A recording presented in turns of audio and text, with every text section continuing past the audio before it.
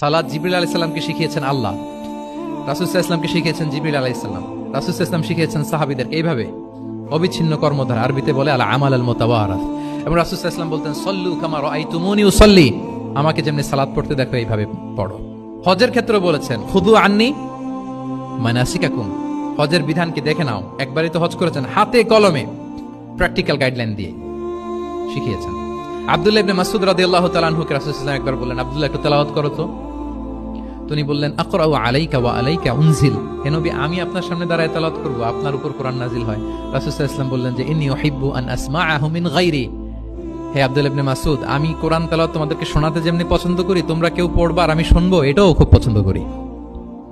কারণ উনি প্ল্যান করে রাখছেন আব্দুল্লাহ ইবনে মাসউদ কি হবেন, তিনি কিছুদিন পরে উম্মার শিক্ষক হবেন। ওইখানে আবার ভুলটুল করে ফেলেন কিনা উনি জাজ করতেছেন।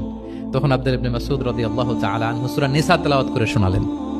তাহলে রাসূল ইসলামের একটা পন্থা ছিল, তিনি শুনতেন আবার শোনাতেন। কি করতেন? শুনতেন। প্রতি রমাদানে যতটুকু কোরআন নাজিল হয়েছে তিনি জিবরিল আলাইহিস সালামকে শোনাতেন, আবার জিবরিল আলাইহিস সালাম পুরো কোরআন রাসূল সাল্লাল্লাহু আলাইহি ওয়াসাল্লামকে শোনাতেন। এটা ছিল একটা টেকনিক।